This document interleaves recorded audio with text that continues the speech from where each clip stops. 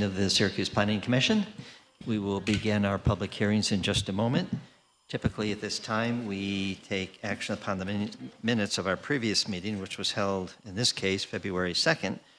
Minutes have been distributed in draft form to the commission members, and I will ask my colleagues if there's a motion for action or not on these particular minutes.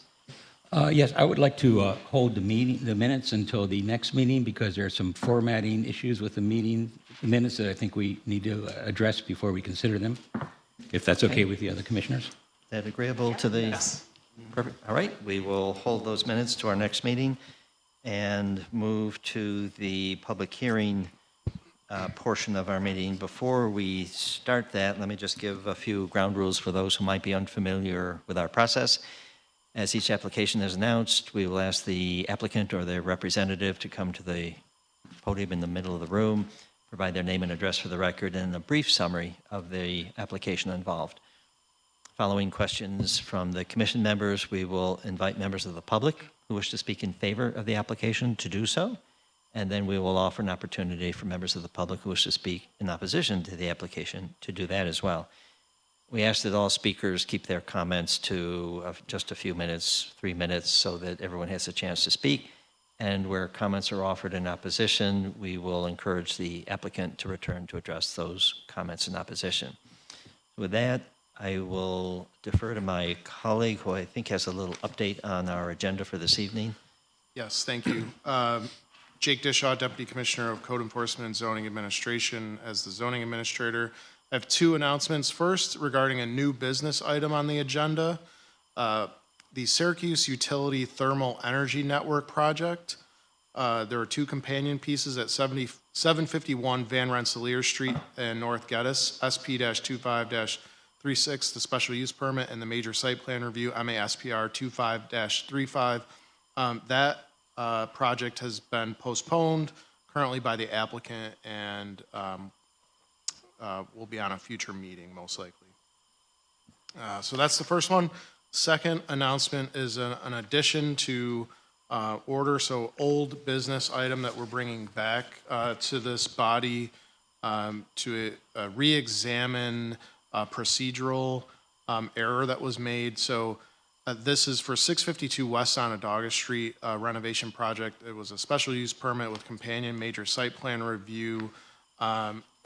To just summarize, there were new criteria adopted in the zoning code in October of 2026. Around the same time when this project was heard, there was new special use permit criteria adopted, which was not applied to this. So procedurally and legally, we need to kind of back this up, rescind it, and bring it back before you at a future meeting, possibly 3 weeks from tonight. The applicant is aware, but we can't move this forward to the Common Council for a final decision with wrong and inaccurate facts and findings in the previous application that was before you. So we'll plan on bringing it back, but current recommendation is to rescind both the special use permit and the major site plan review for now, so we can get the corrected staff report, correct criteria analysis before you to appropriately recommend and vote. Thank you for the clarification on that. In light of that information, is there a motion to rescind the special use permit recommendation SP 2529? Sure. Based on the information provided this evening and the recommendation of the zoning administrator, I make a motion to rescind SP-25-29. Thank you. Is there a second? Second. Thank you. Discussion on this motion to rescind? If there's no discussion, all in favor, please indicate by saying aye. Aye. Aye. Those opposed, please say nay. Any abstentions? So that has been rescinded. And now for the major site plan review, MASPR 2529. Is there a similar motion for this? Based on the information received this evening and the recommendation of the zoning administrator, I make a motion to rescind MASPR-25-29. Thank you. A second? Second.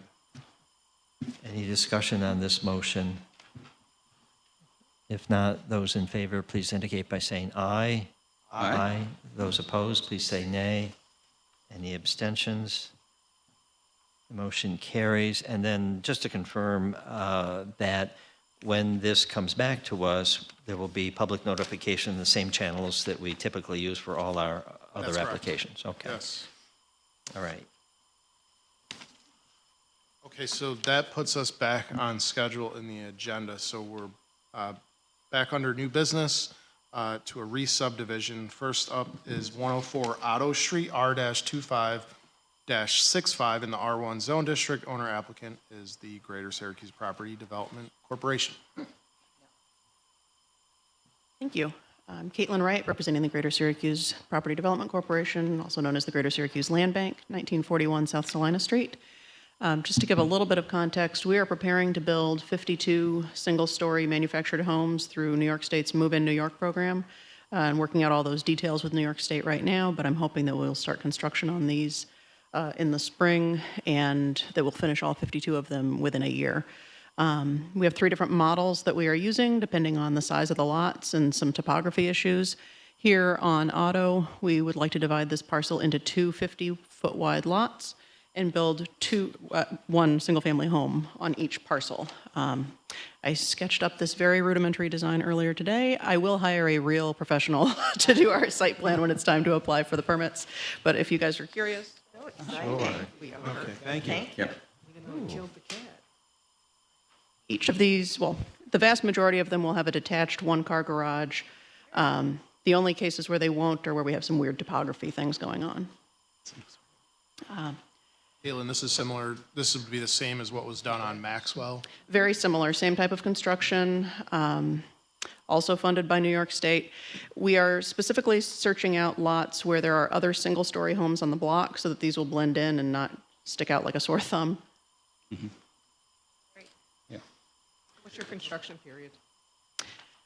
Well, I think we can get all 52 of them done within a year. We have 2 manufacturers working on it. They get from one end of the assembly line to the other in the factory in a week. So assuming that we keep our crews here moving to get the utility lines in and foundations poured, we should be on track. And we are working with 2 companies so they can kind of race each other. Nice. Any further questions for the applicant? Well, this is an interesting application, and the next one we're going to review under the same, funded under the same programs is interesting and exciting. And I know you don't necessarily have all the details yet on the different models, et cetera, but I'm just kind of curious if you could talk a little bit more about those parameters, especially if there's, like this is in R1, the next one is in R2. Is there any difference based on that? What are the parameters that you have to deal with? The difference is primarily based on lot width. The model that we built on Maxwell last year requires a lot at least 48 feet wide, and I have hundreds of 40-foot lots, but not very many 48-foot lots. Right. So we're working on different models than what we used on Maxwell. Single-story homes are not really what I'm used to dealing with in the affordable housing world, so initially we were kind of grappling with the fact that usually the living space is in the front and the bedrooms are in the back. So we really don't have an opportunity for a rear door. We end up with a side door, which requires a 4-foot landing and then a 4-foot wider lot. So the 3 models that we've settled on are a little bit unusual in that they have all the bedrooms down one side of the house and all the living space down the other, so that we could have a rear door and eliminate the need for that 4-foot landing on the side. A certain percentage of these will be ADA accessible, but regardless, I'm making sure that all of them have 36-inch doors, obviously on the exterior, but also into the primary bedroom, any common spaces, utility rooms, and the primary bathroom. So if somebody did need to retrofit it in the future, it would be easy to swap out, say, the shower pan for a roll-in shower pan. I think that the single story will really appeal to buyers that want to age in place. Right. Great. And these all have to be single-family homes. They can't be... They will all be single-family Okay. homes. Yep. Thank you. And owned by the homeowner? Yes, they will Yep. all be owner-occupied. We'll sell them to buyers between 60 and 120% of area median income. We expect the sales prices to range from $125 to $200. Exciting. Any further questions? All set, thank you. Okay. Thank you. Are there individuals who wish to speak in favor of this application? If so, please come forward, provide your name, address, comments.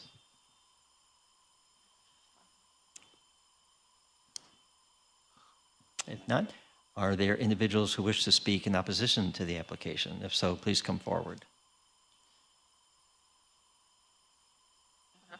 Okay. We apparently have no speakers of either kind, so we will close public comment and now turn our attention to our seeker review for the application. Okay, here we go. Has everyone on the board had an opportunity to review the EAF Part 1 prepared by the applicant and contained in your packet? Yes. Has everyone on the board had an opportunity to review EAF Part 2 prepared by staff and contained in your packet? Yes. Does anyone believe that the proposed action will have a moderate to large impact under SECRA? No. No. Having determined that the proposed action will not have a moderate to large impact, I recommend that the commission make a negative declaration and prepare the EAF Part 3 accordingly. Thank you. Is there a seeker motion to that effect? I make a motion to issue a negative seeker declaration. Second. You both. Discussion on this motion? Hearing none. All in favor of the motion, please indicate by saying aye. Aye. Those opposed, please say nay. Any abstentions? Seeker motion carries, and we may now turn our attention to the re-subdivision itself. This is R 25-65 on Otto Street. Is there a motion for action on this re-subdivision? Sure. In due consideration of the application staff analysis and the discussion during this hearing, I make a motion to approve application R-25-65 as presented with one condition. The one condition being that the applicant shall file the re-subdivision map for R-25-65 in the Onondaga County Planning Clerk's Office within 62 days. Thank you. Is there a second? Second.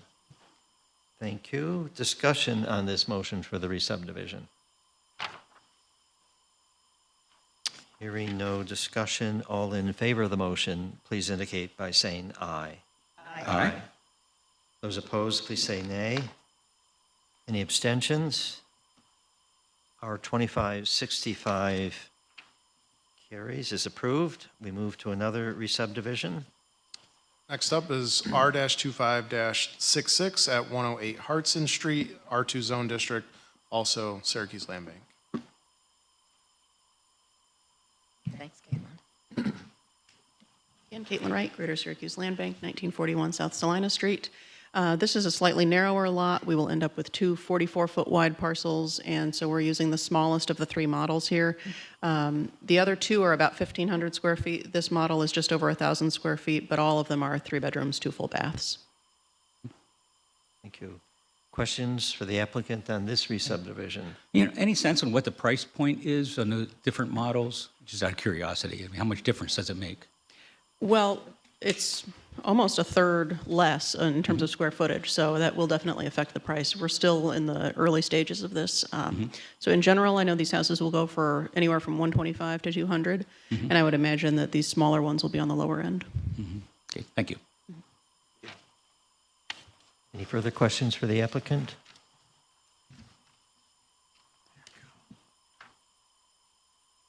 Good. Sorry. Are there individuals who would like to speak in favor of this application? If so, please come forward. Anyone wishing to speak in opposition to the application, please come forward. We have no speakers for this one. We will close public comment, turn our attention to the seeker review. Has everyone on the board had an opportunity to review the EAF Part 1 prepared by the applicant and contained in your packet? Yes.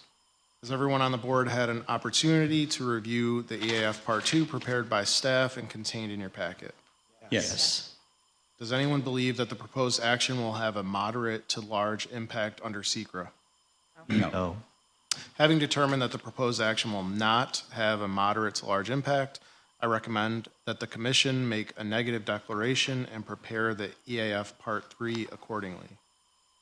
Thank you. Is there a motion to that effect? Make a motion to issue a negative seeker declaration. Thank you. Is there a second? Second. Discussion on the seeker motion. Hearing no discussion, all in favor of that motion, please indicate by saying aye. Aye. Those opposed, please say nay. Any abstentions? So the seeker motion carries, and we now turn our attention to the re-subdivision per se, R 2566. Is there a motion for action?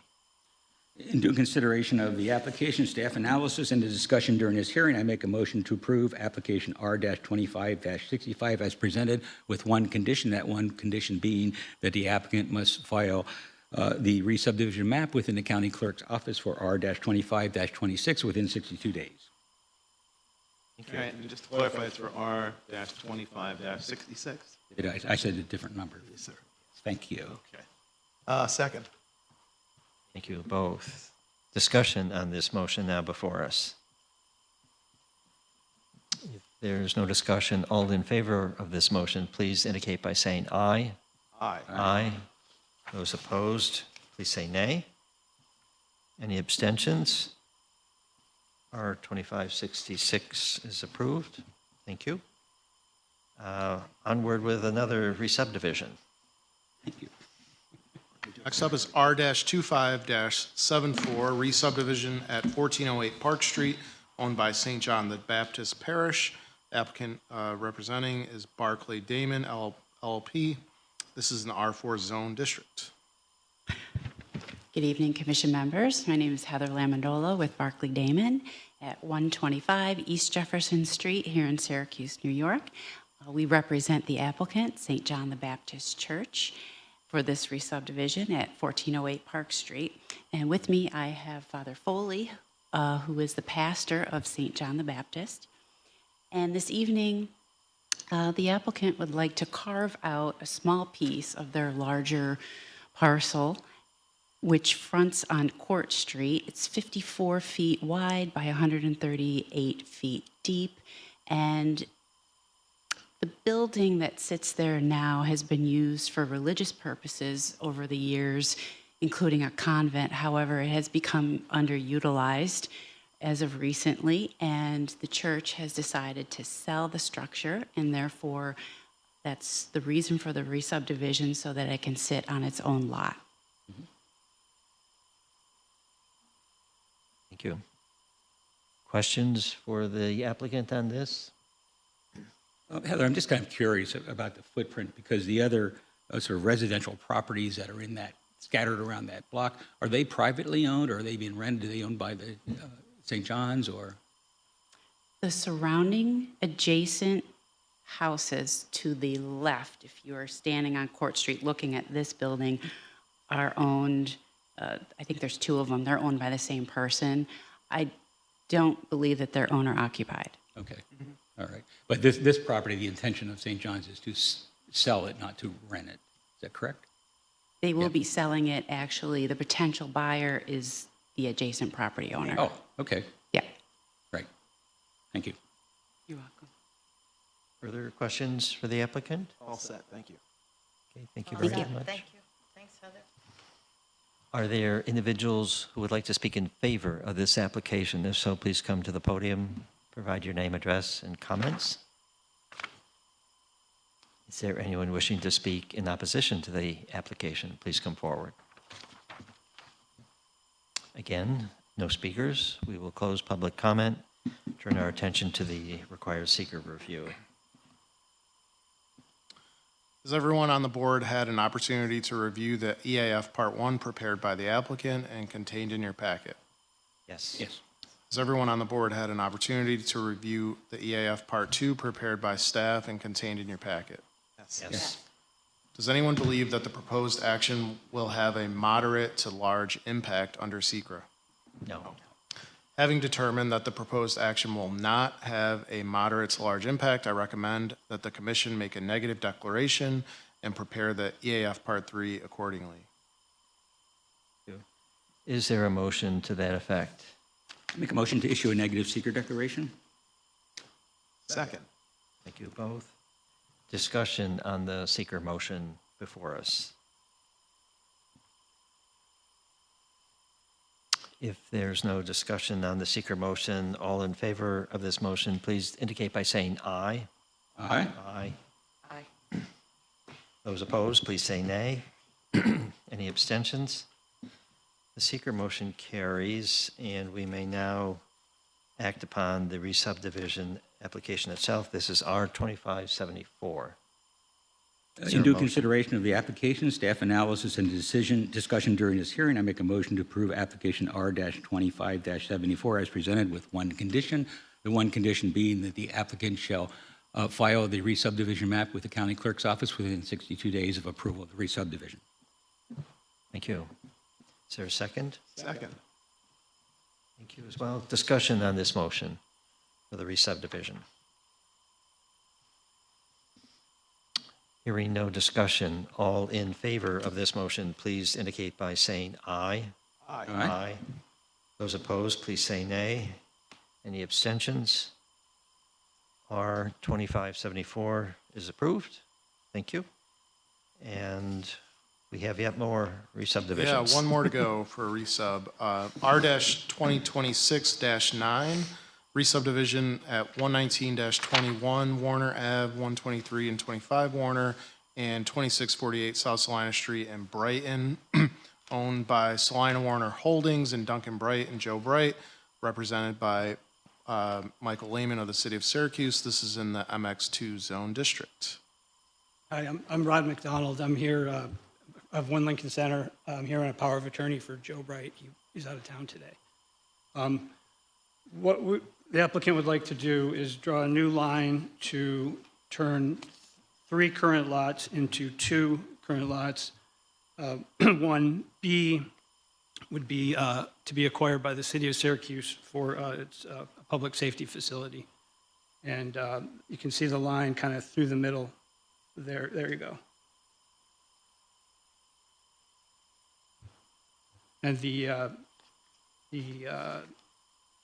so that right now it's one big lot with two small lots on the west side, and those 2 smaller lots would be part of 1B after this. It's approved. Okay, are there any more to it, or is that? I think that's it. If there That's the must have been any project, questions. okay? Re-subdivision. Thank you. Are there questions from the commission members regarding this proposed re-subdivision? Two questions, I think, maybe more later, but the 2 properties on Warner Street, I mean, they're owned by an LLC, but that's a separate entity from Duncan Bright? Yes, but Joe Bright owns those LLCs. Right. Oh, he does? Yes. He owns those LLCs, Yeah. okay, good. So it's just really 2 parties that are involved in this, then the city? Yes, the city and Joe. Joe acquired those a few years ago using the LLC, but Right, okay. And as I understand, in the Duncan Bright building that exists right now, there's what's called a party wall. I'm not sure what a party wall is, but part of what needs to happen, and the reason why this resub is happening now, is because that needs to be replaced by a firewall. Is that, yes. am I understanding that correctly? Yes, and I understand the city will be coming before you separately on that. Michael. Looking for Mike. Yes. Never far away. Right. But the importance of the resub tonight is they can't make the transaction and build the wall until this happens. Is that correct? Yes, that's correct. Okay, thank you. Yes. Any further questions? And in the final resub, we're doing 2 lots, right? 2 lots. 1A and 1B. 1B and 1C. Or Yes. B. Yeah. Yeah, and B would be the one, I think is the western one that the city would be acquiring. Additional questions? Okay. Okay, thank you very much. Thank you. Are there individuals who would like to speak in favor of this application? Please come forward. Good evening. Thank you. Michael Lehman on behalf of the City of Syracuse, 233 East Washington Street. I would like to speak in favor of this re-subdivision. As Roderick with Bond just explains, the goal is to separate the block into 2 separate parcels, the western one of which the City of Syracuse is in negotiations with Duncan Bright to acquire after the parcels are redrawn. And the purpose afterward would be for a new fire maintenance facility. Thank you. Thank you. Anything else? All right, thank I you. have a question Whoop, for Mike. I just want to confirm. Based on the notes from the engineering division, they are urging both parties, or you, the city in particular, to put on file the reciprocal agreement being negotiated? Yes, I assume between the city and Duncan Bright. correct.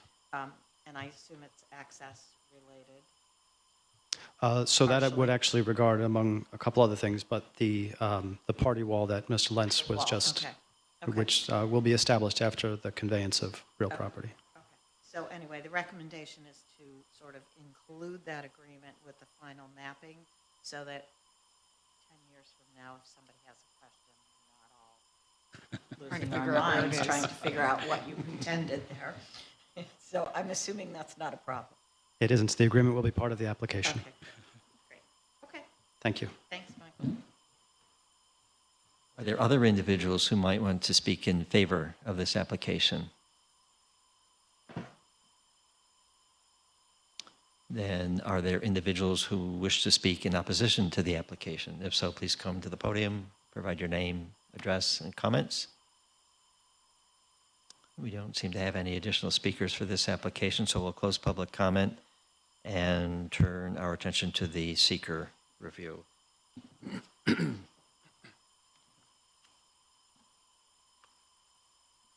Has everyone on the board had an opportunity to review the EAF Part 1 prepared by the applicant and contained in your packet?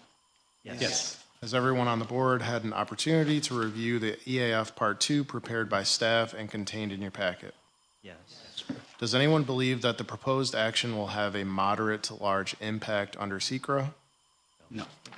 Having determined that the proposed action will not have a moderate to large impact, I recommend that the commission make a negative declaration and prepare the EAF Part 3 accordingly. Thank you.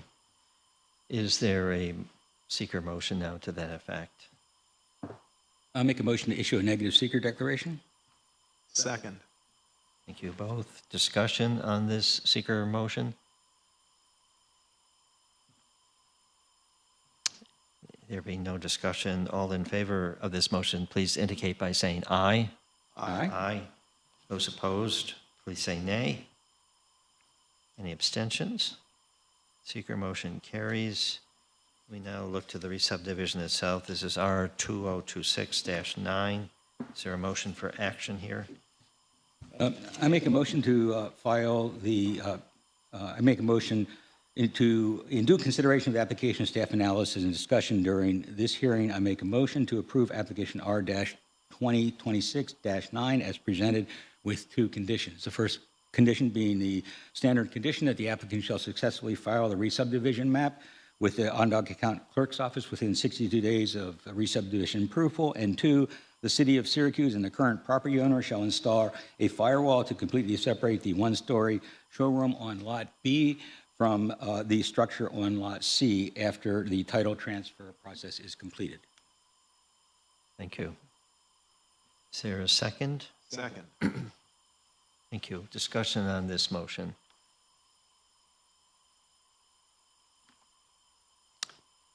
Hearing no discussion, all in favor of the motion on R 2026-9, please indicate by saying aye. Aye. Aye. Those opposed, please say nay. Any abstentions? That re-subdivision R 2026-9 is approved. Our next application, please. Next up is an off-premise sign application or a billboard application, AS-25-03, located at 617-19 North Geddes Street. Applicant is Stephen D. Frank of Park Outdoor Advertising. This is in the CM Zone District. Thank you. Thank you. Good My evening. name is Stephen Frank. I'm with Park Outdoor Advertising. I reside in Tully, New York. We have an office in Syracuse, and we're headquartered in Ithaca. With me is Stacy Maris. She's a partner with Costello, Cooney, and Farron. So in July of last year, Park Outdoor was represented by Richard Andino from Costello, Cooney, and Farron, and he had a pre-application meeting with the city's zoning director, Mr. Wu and Mr. Garcia, and able to discuss the proposal. The office at that time expressed no concerns with the application of the proposed sign at that time. As a result, Park Outdoor moved forward with finalizing the formal application. We applied for the off-premise sign in September of 2025, seeking a non-digital, static, uplit sign at 617, 619 North Geddes Street. The proposal is for a 10-foot, 6-inch by 40-foot V-shaped double-sided sign to be visible from I-690 with an east-west orientation. The proposed off-premise sign is in the city's commercial zoning district where the proposal is permitted as of right. And the proposed sign meets all criteria for approval under the rezone Syracuse and meets all dimensional requirements for that commercial district. I would like to add that the proposal creates no negative impact on the lakefront area or the Park Avenue area. The sign's not visible from those areas. It's far removed from the lakefront district, which is on the opposite side of 690. And lastly, I'd like to point out that on the staff report from zoning in the section for staff recommendation, the staff recommended approving the project. Thank you. You're welcome. Are there questions for the applicant? One of the questions I have is if this is approved, one of the conditions would be the applicant shall improve the condition of the site, including removal of overgrowth and repair of sidewalks, et cetera. You're familiar with that, and you're in agreement with that condition if it's approved? The sidewalk program has been presented to us before, and the sidewalk program changed in 2023. Prior to that, it was the responsibility of the property owner, and now it's the responsibility of the city. We'd work in conjunction with the city if they wanted to. I had presented that information to Mr. Garcia to go back to DPW for comments, but I never heard anything back from that. But as far as the actual lot in itself, or the vegetation that's there, and keeping the lot mowed and looking nice, we will definitely do that. Okay, thank you. You're welcome. For the record, and not to speak for DPW, but what I can say and do know about the program is development, by any developer on any land doesn't constitute just automatically that the city is going to maintain the right-of-way and make right-of-way improvements. So, I know DPW is not here, but my understanding is that that is a totally valid ask. And even with the city sidewalk program, developers are required to make these right-of-way improvements on various projects citywide, as this body has seen on multiple applications before you since 2023.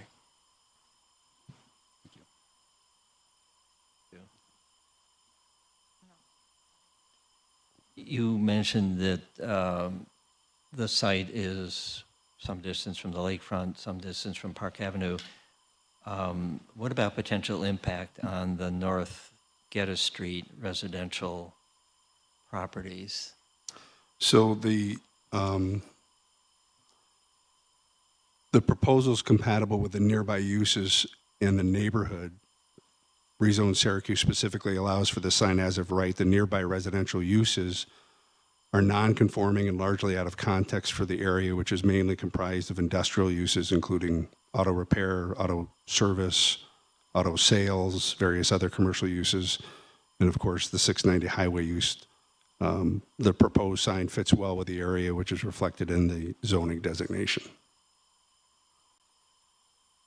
The sign itself would be, as I mentioned, would be uplit, and it's controlled lighting. So any lighting emitted into the air, the sign turns on at dusk, turns off at midnight. Thank you. Other questions for the applicant? Okay, and thank you for clarifying about the lighting. So it's a static sign, external lighting, and you're saying the lighting typically faces up to the face of the billboard. Correct. So if you know, is there spillover from those lights in other directions? Would there be spillover going sideways or down? The lighting is so specialized nowadays that it focuses on energy consumption. So we reduce the energy consumption with LED lighting, so the lighting takes less power. They're nowhere near as bright as they used to be. And in this instance, specifically, there's 2 LED lights that look up to the sign in itself. They focus straight up. And is the timer, is it a sensor or No, is it a strict timer? No, it's connected via Verizon. So it's there's a box that we take from a company called SmartLink that's attached to the structure in itself, and that would control the lighting. Okay, so it's in a sense smart lighting. It's set. Yeah, And it can yes. be adjusted remotely. It can, yes. Yeah. Thank you. And the suggested timing is dusk to midnight, you said? Generally, I mean, your days get shorter during the summer, and Yeah. they're longer in the nighttime. So at a max, it's probably going to be in the winter, and the shortest day it would turn on maybe at 5 o'clock and be off at midnight. In the summertime, it'll turn on at maybe 8 or 9 o'clock and be off at midnight. So the midnight part doesn't change. It's just when It can comes in. change. It could be 11. I mean, but we've found midnight. I mean, our focus is the traffic on the road. There's not too many people that are on the road after midnight, so that's when we'll turn it off. I understand that the sign faces are angled so that they will be viewed from 690, but it does appear to me that there are at least 2, maybe 3 houses on the eastern side of Geddes Street that will actually be basically looking at the billboard face. On the east side, Yeah. There's, if it's angled, there's 2 houses, at Yeah. least maybe 3, that are going to be basically looking at that. Yes, Yeah, please. absolutely, please.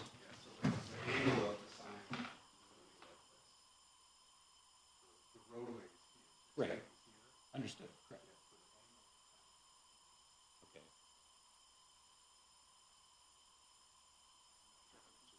Well, no, okay, that's good. I mean, because it's hard to tell.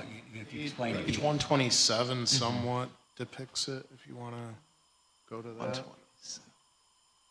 just for a visual.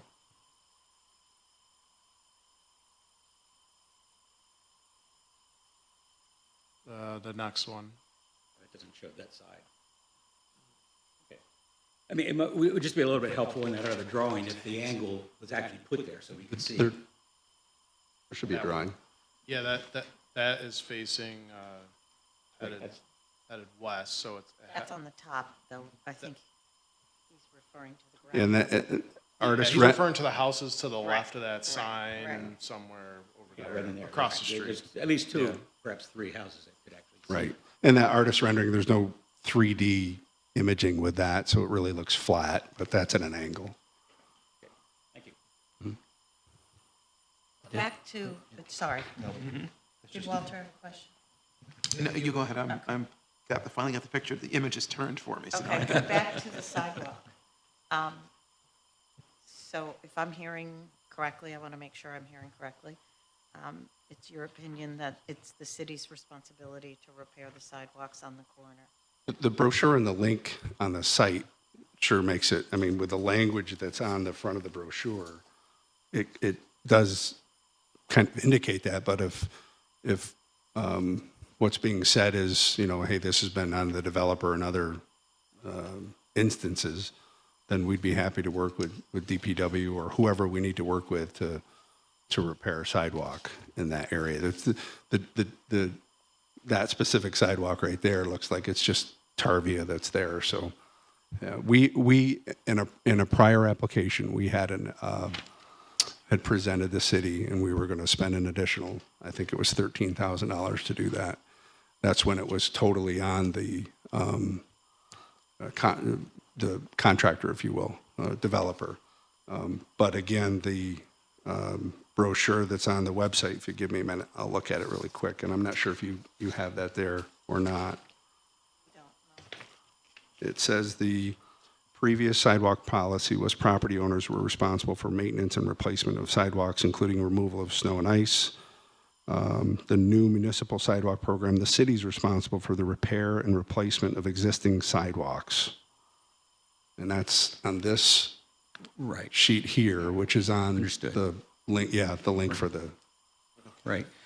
Just for point of information, Sure. it's customarily for new construction that involves sidewalk construction or repair, or curb cuts, et cetera, that we by and large do require the developer to do that for new construction. So it's not exactly the same as, existing. Just as a point of information, I'm saying Sure. that applies in all cases, but right.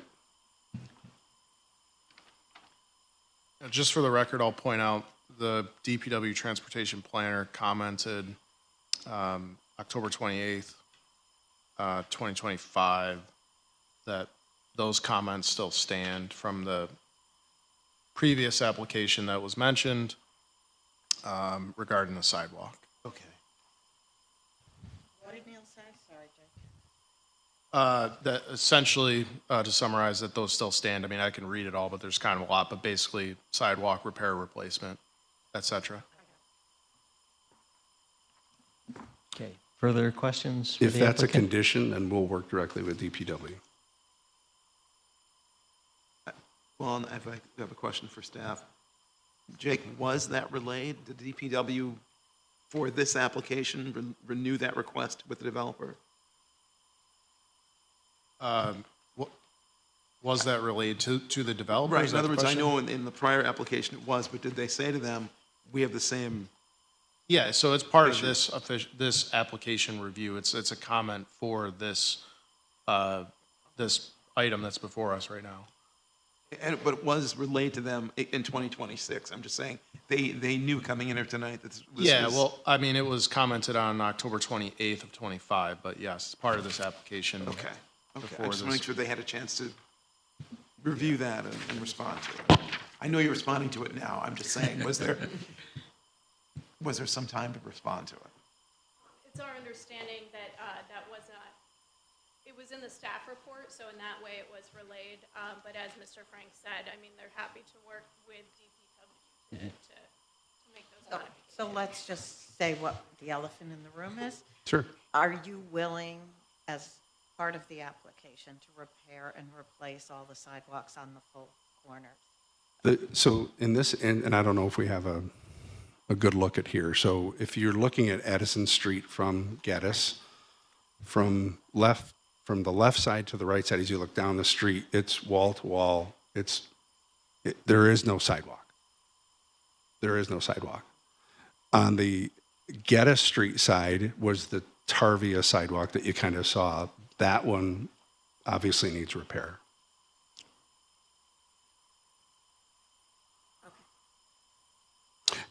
Just out of curiosity, and again, I'm not looking for a fight. We just do billboards. That's it. I mean, as a billboard developer, I could see if this was a building, an apartment building, a house, or your developer that you're putting something there, but it's a sign.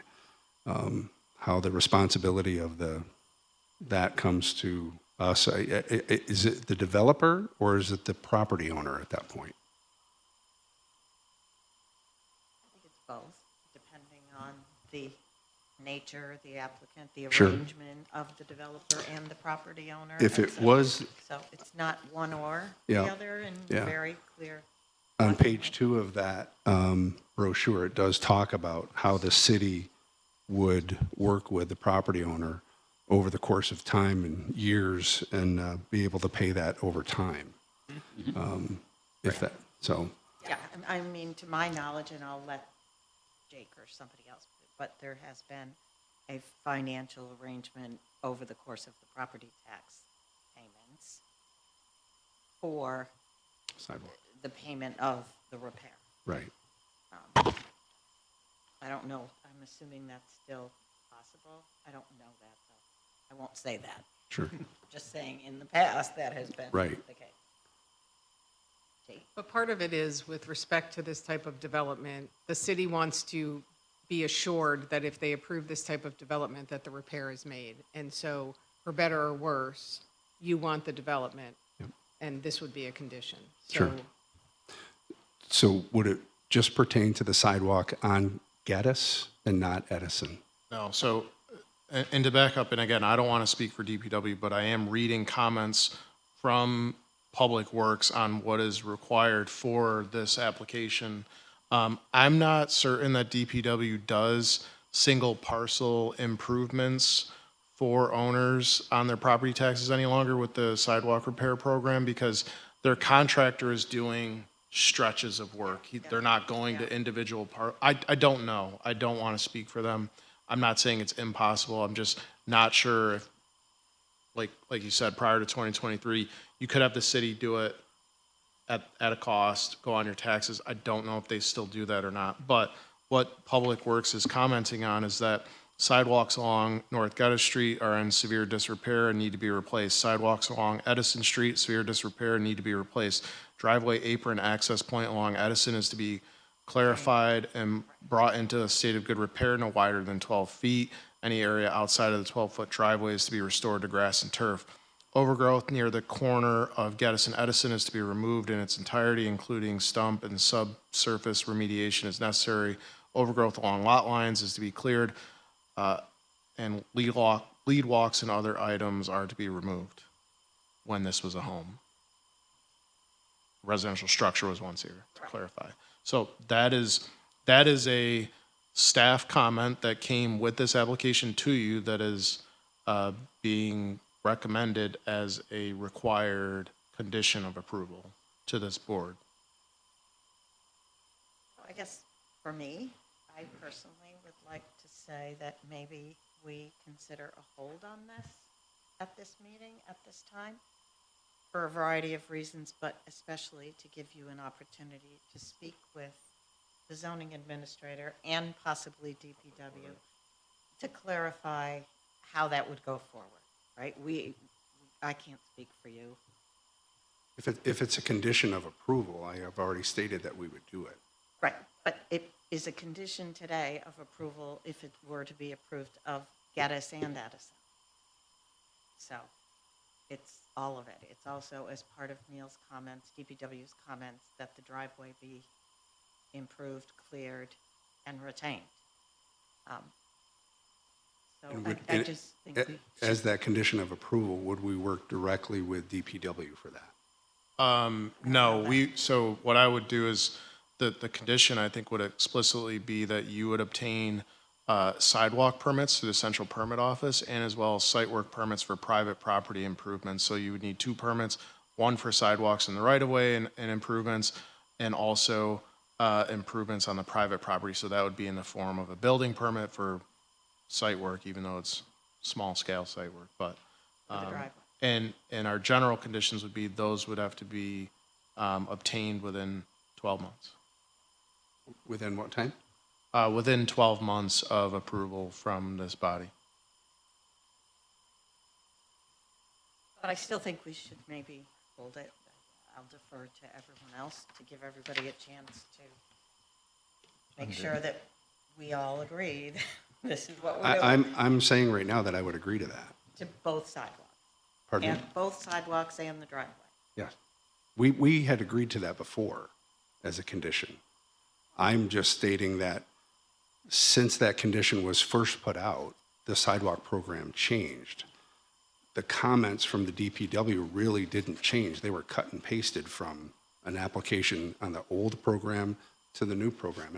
And I'm not trying to give you a hard time here. I'm just looking for the clarification. Yeah, We'll do exactly what I had prepared for before, but that was working with the old city sidewalk program when they had a contractor that they had designated that you worked specifically with them. Right. In fairness, my comment went to having a comment that's current from DPW that would encompass the current program. In other words, to say, if the city has a request for you to do certain development or maintain certain parts of the property, that it just be updated. Sure. Because I think all of us sitting here would rather have a clear idea of you agreeing, which is terrific. But at the same time, if there is something that's changed in the program, we wouldn't want you to have to come back because you find out here's the new arrangement, right? Whether it looks like one thing in the brochure, but you were here earlier, we had to rescind something to go over the current state. We have to re-vote on something because a program changed. It would just be cleaner if we said, can we get the comment updated? Can you understand what it is you're agreeing to? Because we've seen you before, we understand. Mm-hmm. You know, you keep your promises. At the same time, we'd like to be on the same page, making sure that what we're asking of you isn't going to be something where you come back and say, we need you to update whatever the vote is to the current state of repair and development. Again, the prior plan that I had a plan with the city for, it was just over $13,000 to replace all the sidewalks that were there. with a contractor that the city had approved of. There's one more So, question. We're now. willing to do that again. Okay. We'd so have again, to find a contractor that's For going to. staff, if we vote on this as is there enough with your department? Is there enough to be able to work out whatever it is DPW is looking for? I would say yes. I mean, that original application was more than 5 years ago now, if I'm not mistaken. But these comments were updated less than 4 months ago. that's So more recent. whether or not the city's going to do it for them, and they can ask about that, but I think the condition is you have to get this done, whether you do it through a private contractor yourself or the city does it. I don't know if that answers a question, but I just want the record to be clear. If they're agreeing, they agreed under whatever the terms were initially, back in 2025. If something changes, you're willing to work with the city on that? Yes. Okay. And the program you referenced may not still be in place. You True, understand that. And I'm not sure if the city uses specific contractors for sidewalk or not, if they have a list of contractors that we yeah. could approach. I think they're using McConnell and maybe some others, but just knowing cost of things, I doubt it's $13,000 anymore. But unfortunately, if you get a good deal on that, let me know. But no, all jokes aside, like I really can't speak to what exactly if they will do that or not. I can't answer that. But I think the condition here for approval for this billboard is that the developer / owner are agreeing to get this done, whether the city does it and bills you or puts it on your taxes, or you pay contractor to pull a permit and install it to city specs. We would hire a contractor and do it that route. Okay. And be willing to, again, work with the city. If the city provided a contractor that they've had good success with in the past that does this work, that knows the dimensions of the sidewalk and what needs to be put in, yeah, that's what we would do. And work with them on obtaining the proper permit through the permits office. And I'll just note for the record, in the event the board were to approve this application this evening with those conditions, obviously, it would be incumbent upon you, because you don't own the property. You just have a lease or a license to put your, so you will have to work with the property owner for Yes. authority to come on to their property and Yes. do the repairs. Further questions for the applicant? All set. Thank you. Okay, thank you. I just want to say, and echo Mr. Frank's positions and statements here, that obviously I know there was some concern with the residential uses in the area, which are, for the record, non-conforming uses. And Park Outdoor has gone above and beyond to make sure that they limit any impact, if there is any impact, to those non-conforming residential uses, but that the commercial district uses are in kind and keeping with the application here tonight. Thank you. Are there individuals who wish to speak in favor of this application? If so, please come to the podium. Provide your name, address, and comments. Anyone wishing to speak in opposition to the application, please come forward. So we have no additional speakers here. We will close public comment on this application. Turn our attention to the seeker review. Has everyone had an opportunity to review the EAF Part 1 prepared by the applicant and contained in your packet? Yes. Has everyone had an opportunity to review the EAF Part 2 prepared by staff and contained in your packet? Yes. Does anyone believe that the proposed action will have a moderate to large impact under SECRA? No. Having determined that the proposed action will not have a moderate to large impact, I recommend that the commission make a negative declaration and prepare the EAF Part 3 accordingly. Thank you. Is there a motion to that effect for seeker? Make a motion to issue a negative seeker declaration? Second. Thank you both. Discussion on the seeker motion? Hearing no discussion, all those in favor of that motion, please indicate by saying aye. Aye. Those opposed, please say nay. Any abstentions? Seeker motion carries. We may now consider action on this application, which is AS-25-03. Is there a motion for action? In due consideration of the application, staff analysis, and discussion during this hearing, I make a motion to approve application AS-25-03 as presented with 4 conditions. Those 4 conditions are as following. 1, the applicant shall comply with the general conditions for approval of the off-premises sign application as included in the packet information. Item 2, the applicant shall obtain appropriate approvals and permits as required from the New York State Department of Transportation for the proposed signage.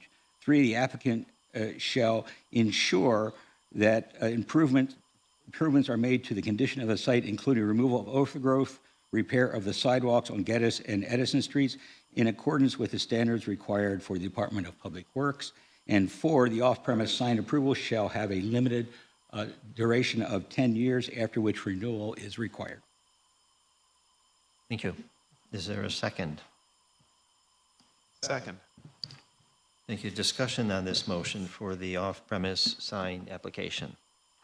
So I guess I want to just add a sentence to the conditions, that if the conditions, the above stated conditions are not met and maintained, i.e. the overgrowth, et cetera, the lawn mowing, over the term of the 10-year license, that it is a violation and could end up in revocation of the approval.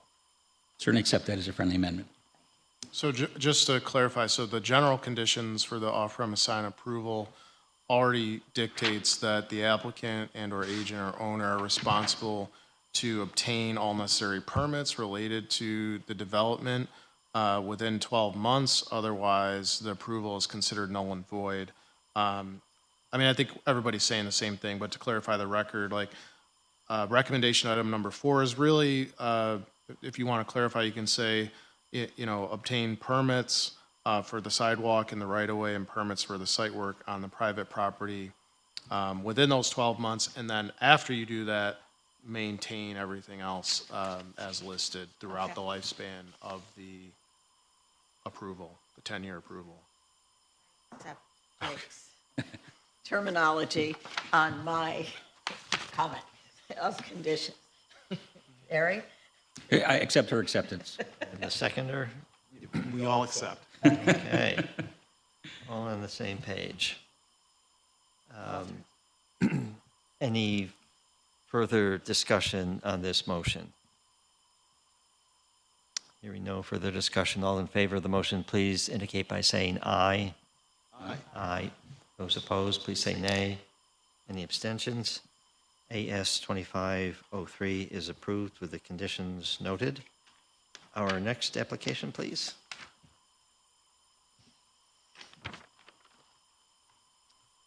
Okay, next up is a major site plan review, MASPR-25-34 at 908 Harrison Street, owned by Norm Swanson. Applicant representing is CHA, with Brian Bouchard. This is in the MX4 zone district. Thank you. Good evening. Brian Bouchard with CHA Consulting, 300 South State Street, Syracuse, New York. This property at 908 Harrison Street, as you can see on the site plan here, is the existing Schuyler Commons Apartments. So this is an existing 4-story apartment building. On each floor, there are 20 studio apartment units. So there's 20 on each floor. So there's currently a total of 80 residential apartment dwellings in this building.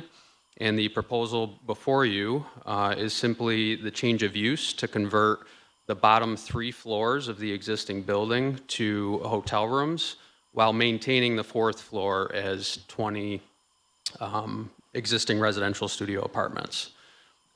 We did look through all of the zoning implications in terms of the change of use, for instance, the parking requirements, and we comply with all of the district regulations and parking requirements. There are no changes to the building. There's no building additions or proposed changes to the exterior of the building or interior of the building. And there are no changes to the site because we do have adequate access and parking. There are two fairly minor comments from DPW that we got last week that we take no exception to. One is some presumed settlement of some grass areas along Harrison Street of the existing sidewalk, basically landscaping and filling in some topsoil with some divots that are on the edge of the sidewalk to remediate some tripping hazards, which we'll take care of as part of the approval, and then also upgrading the bike racks, because the bike rack is an old standard of style and dimension, and we've shown replacing that and also adding another bike rack for the hotel entrance lobby for the people to get around town on bikes as well. So it's essentially a change of use. There's no changes to the site plan. There's no building additions, no changes to the facade of the building, just creating a mixed-use project within the MX4 zoning district. That's it. Thank you for this summary. Questions for the applicant? I have two questions, or one question and one comment or concern for discussion. I'm just trying to figure out the parking lot situation, because I've been looking at, there's all these buildings around there with parking lots that are in juxtaposition to each other. So in this case, the parking for Schuyler Commons is just what's outlined there. Is that correct? That is correct. So to probably answer part of your comment with some of my knowledge of the site, this used to be owned wholly by the applicant, and the Schuyler Hotel, which is a Tapestry, it's a boutique brand hotel, was sold to Syracuse University. The product of that is the re-subdivision map. If you could scroll up, Zitong, there's the overall site view here. Oh, maybe not. On the survey, you'll notice that the Hotel Schuyler was subdivided. SU owns that now. The owner of Schuyler Commons, which is the apartments, subdivided it. It's its own parcel that you can see outlined in red. And then the driveway access is provided from South Crouse Avenue. So there's a shared ingress and egress easement that staff did ask for a copy of, and we provided that ingress egress easement. And that is the way in and out of the site. There is no curb cuts due to elevation change off of Harrison Street. There's only pedestrian access to the east and west of the building. Okay, good, great, thanks. It's just hard to figure that out because there's a lot of elevation differences and changes there in the parking lots. The second is, it's not a question per se, it's just there's a conflict of values here. I'm not opposed to this project, but it's a conversion that's turning 60 housing units into 16 hotel units. Now, we have a need for both. They're both are sort of a crisis. In some sense, you could say that housing crisis is more critical. But it's just interesting, there's a discussion here in terms of the thinking behind what's the intent for making this particular conversion. And just, a plea, not to you personally, but in general, we need to have this conversation every time we make these conversions and Sure. look at the situation, how it's impacting our inventory for housing and for hotel rooms, both of which are a need. And I assume in this case, and you may have the data, but this is primarily serving SU students and families in any case. It's not really housing that's being utilized by other folks that are not associated with SU. My understanding is that you are completely correct, right? It is close and proximate to SU. It's an easy walk, so that was why the project was built. I didn't work on the original project, one of the few, but it was probably 10 years ago, I think, 2015 or so, that was built in concert with offering sort of the renovation of the temple and the what became of the Schuyler Hotel. So I think this is, as you said, a business decision. I'm an engineer, so I'm not making the business decision. Norm does own a lot of property, right? In fact, we're here not too long ago for adding residential housing stock that's kind of serving the East Genesee Street business corridor, the 201 South Crouse Ave project with the renovation of the historic building. So it's certainly a business decision. And to what end he has found that niche and what's best for this particular building, I'm not completely familiar with, but obviously as a business plan, this was something that he was looking to do and asked us to help through that. So, but I do understand both, right? We had a lack of housing, and then as a lot of the apartments and multifamily and affordable components came in, I've personally worked on a lot of those, and some of them were even conversions of hotel rooms to efficient studio style apartments, like with the Genesee Grand Hotel or the some of the other ones that we worked with the Crown Plaza. So this is maybe reverting a portion of that to fill a smaller need, right, with 60 extra hotel rooms and 60 less apartments, but keeping some of the residential component intact too for a mixed-use project. So long way of answering a not question, I guess, right? Well, and since this was approved, we did lose hotel rooms in you know, what, Sheraton and Mayflower and the Jetson Building. Yep, exactly, yeah. Okay, thank you. No problem. Other questions for the applicant? I have a question, Brian. Is there a flag on the hotel? Not that I'm aware of yet. Obviously, there's a public hearing sign posted out there, so I'm not familiar with how he has notified residents and to what end he will start to take some of those leases offline. But I don't personally know exactly what the hotel flag would be or whether it would be similar to the Skylar. We've worked on a few hotels for Norm, and they do find that, like the boutique, like the Tapestry brand or some of the other ones, they bought Central Square's school building and converted that along the Salmon River to a very nice hotel as well. So it could be something atypical, but I'm not sure exactly who the brand is yet. Okay, thanks. All set, thank you. All right, thank you very much. Are there individuals who would like to speak in favor of this application? Please come forward. Anyone wishing to speak in opposition to the application, please come to the podium. No speakers. We'll close public comment on this, turn our attention to the seeker review.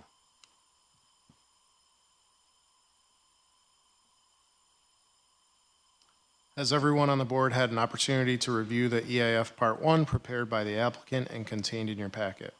Yes. Has everyone on the board had an opportunity to review the EAF Part 2 prepared by staff and contained in your packet?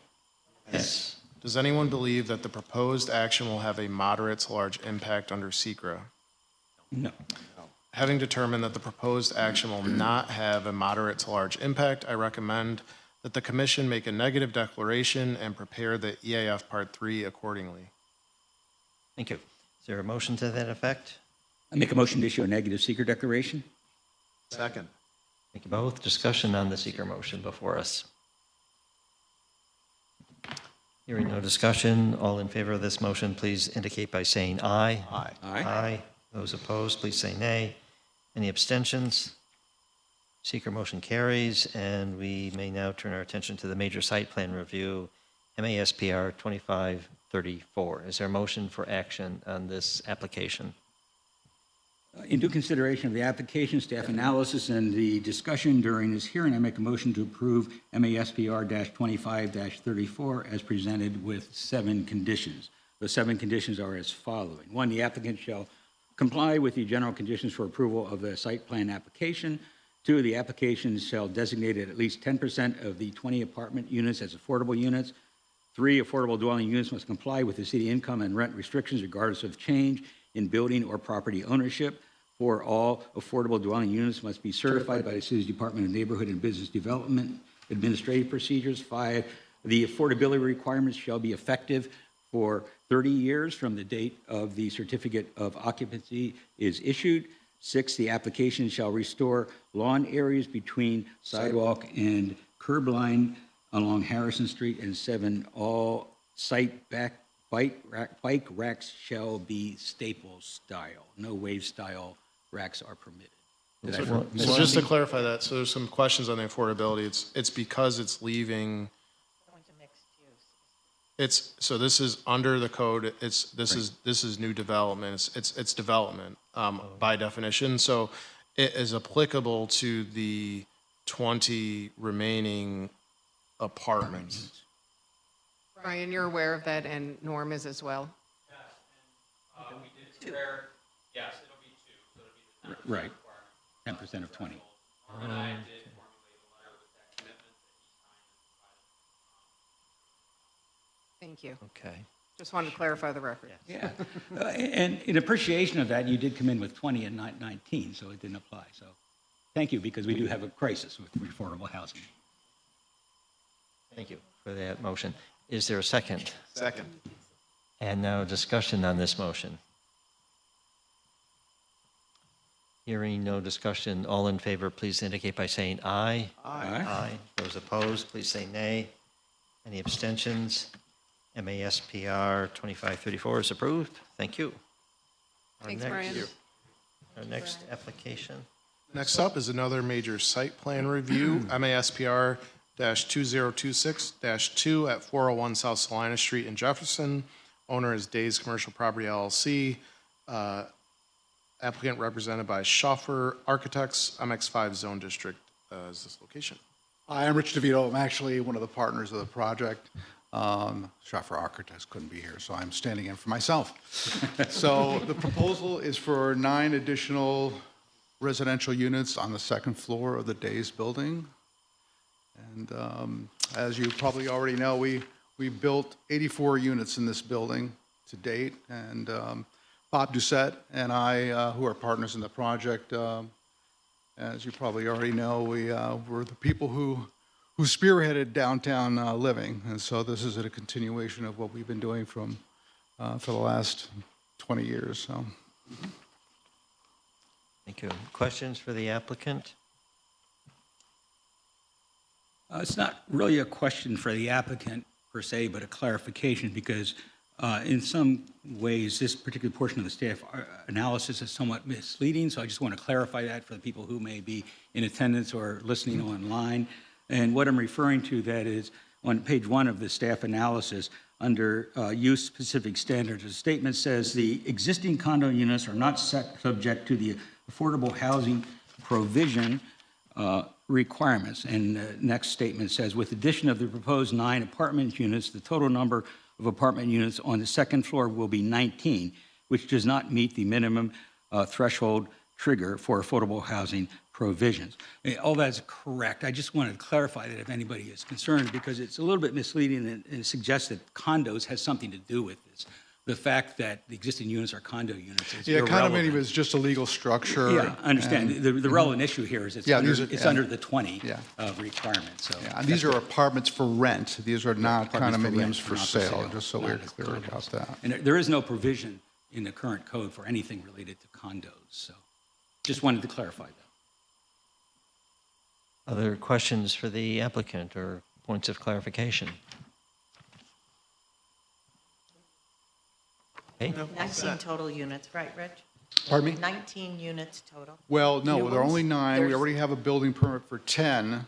So Okay. these are 9 additional units that are going under a different building permit, as Jay can probably So explain. we're still under the threshold is the key point to No, I understand. Mary's comment, but I mean, it would be yes. nice if you made 20 because we could use the affordable. I understand, the rules are the rules. And, So you're carrying you know, it that's under the way it 2 works. permit. This is how we're going to do it. Okay. All right. Got it. Well, they already have Are there prior- separate ownerships for the condominium units? Are the floors owned separately? The floors above the second floor are owned by a different entity, that's correct. I believe we collected all of that, like the articles of, yeah. Thanks, Rich. Thank you. Any other questions? I think we're out of questions for you. Are there individuals who would like to speak in favor of this application? Please come forward. Running out of people. Anyone wishing to speak in opposition to the application, please come to the podium. So there are no additional speakers for this application. We'll close the public comment and direct our attention now to the seeker review. Has everyone had an opportunity to review the EAF Part 1 prepared by the applicant and contained in your packet? Yes. Has everyone had an opportunity to review the EAF Part 2 prepared by staff and contained in your packet? Yes. Does anyone believe that the proposed action will have a moderate to large impact under SECRA? No. Having determined that the proposed action will not have a moderate to large impact, I recommend that the commission make a negative declaration and prepare the EAF Part 3 accordingly. Thank you. Is there a motion to that effect regarding seeker? I make a motion to issue a negative seeker declaration. Second. Thank you both. Discussion on the seeker motion before us? Hearing no discussion, all in favor of this motion, please indicate by saying aye. Aye. Those opposed, please say nay. Any abstentions?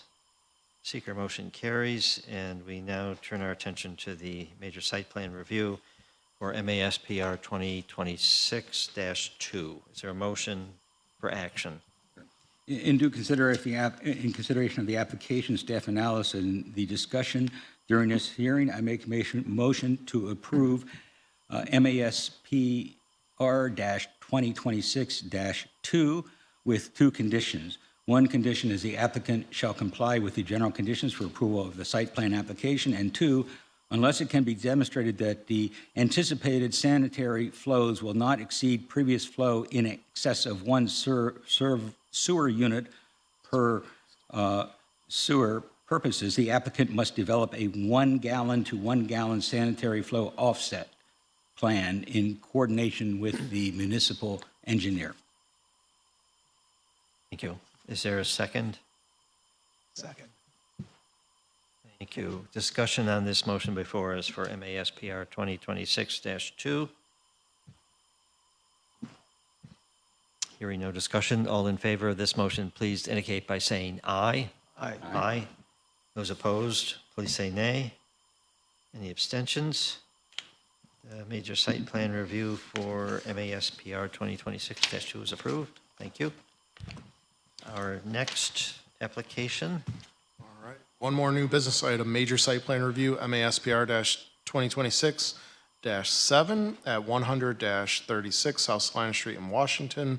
Owner is Atrium Associates, represented by Jim Niddle, and this is in the MX5 zone district. Good evening. Hi, Jim Niddle, 239 East Water Street here. I'm representing the owners of the Atrium building. I'm also here with Rob O'Connor, who is the owner-operator of Elite Gaming, which is the tenant space in question. We're just seeking approval here for food and entertainment, or as we were stated, entertainment and recreation indoor use in the existing office building, commonly known as the Atrium. Are there questions for the applicant? I'm just wondering, could you talk a little bit about the gaming complex? I mean, this is a pretty elaborate, arrangement here. I'm just curious if a little bit more information about how. Rob can tell you all about Yeah. it. This is an exciting industry. Yeah.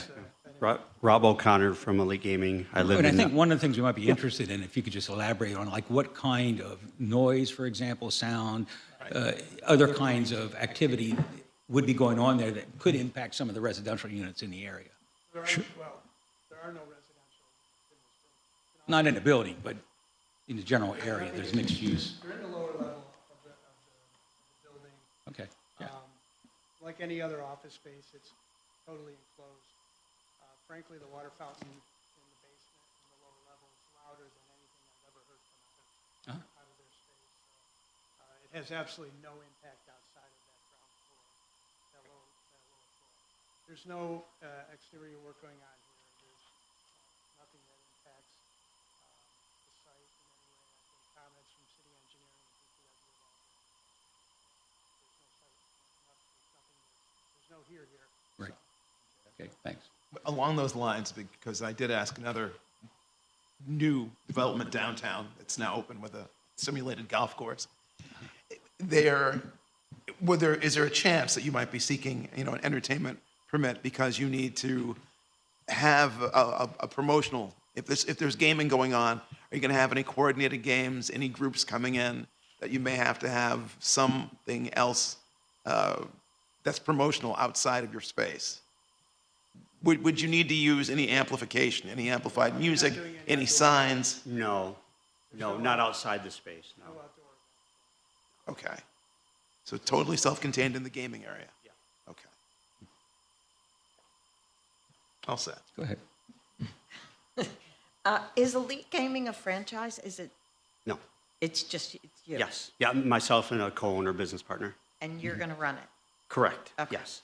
And are you planning to serve food or alcohol? Yes, Yes. yes. Do you have a liquor license? Yes, we do, yes. You do? Yes. Okay. For this location, just to be clear? Yes, correct. Thank you.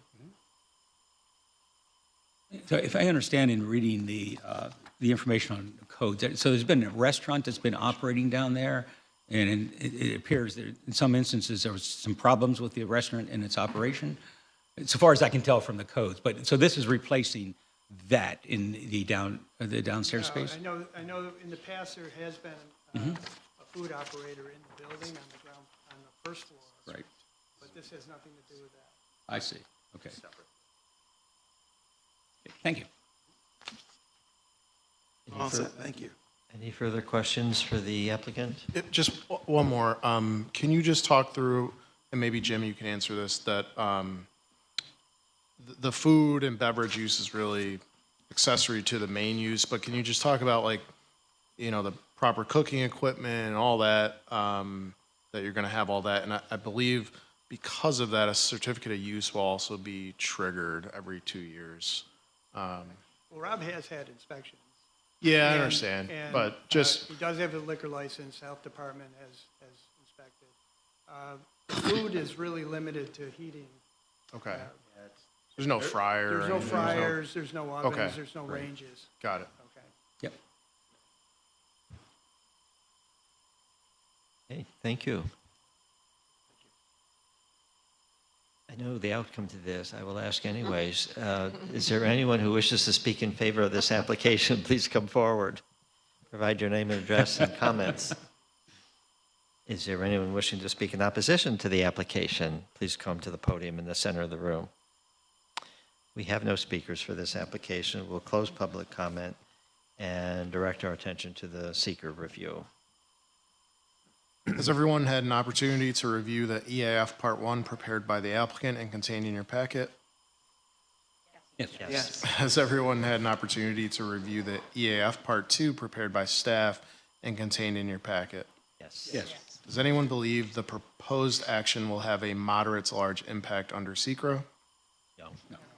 Having determined that the proposed action will not have a moderate to large impact, I recommend that the commission make a negative declaration and prepare the EAF Part 3 accordingly. Thank you. Is there a motion to that effect? Make a motion to issue a negative secret declaration? Second. Discussion on the seeker motion before us. Hearing no discussion, all in favor of this motion, please indicate by saying aye. Aye. Aye. Those opposed, please say nay. Any abstentions? Seeker motion carries. And now, is there a motion for action on MASPR 2026-7? In due consideration of the application, staff analysis, and the discussion during this hearing, I make a motion to approve MASPR-2026-8 as presented with 4 conditions. The 4 conditions are: 1, the applicant shall comply with the general conditions per approval of site plan application. 2, certificate of use shall be obtained and maintained for the duration of the operation of the food preparation and service accessory use. 3, the accessory food preparation and service shall follow the same operational hours of the primary entertainment and recreation indoor land use type. And 4, the proposed business shall not use amplified speakers to project music outside and shall control any speaker volume inside so as not to violate the City of Syracuse's land noise ordinance. Is there a second? Second. Discussion on this motion. Can I just confirm with one of you, doesn't matter, that the hours in the application are the hours that you intend? Wednesday through Friday, 5 to 10, Saturday, 11 to 10? Okay. Those will be the stated hours in the approving resolution.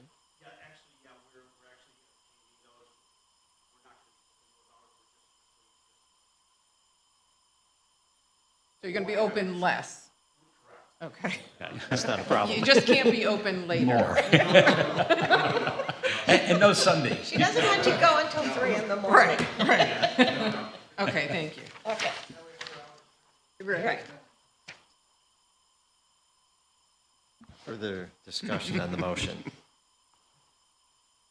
Hearing none, all in favor of this motion, please indicate by saying aye. Aye. Aye. Those opposed, please say nay. Any abstentions? Major site plan review for MASPR 2026-7 is approved. Thank you. All Now right. the one we've all been waiting for. Yeah, the one we've been, other business, this will be quick. We have a 3-mile limit in the town of Onondaga at 6111 South Salina Street, owned by Aldi, represented by Vincent Ryan of Keplinger Freeman. The city engineer's office has signed off on this 3-mile limit. In that case, with the engineer's concurrence, is there a motion from this body for action on 3S 2026-1. Make a motion to approve 3S-2026-1 as presented. A second? Second. Thank you. Discussion on this motion. Hearing none, all in favor, please indicate by saying aye. Aye. Aye. Those opposed, please say nay. Any abstentions?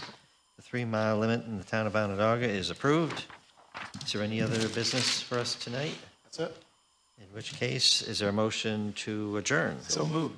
A second? Second. Discussion.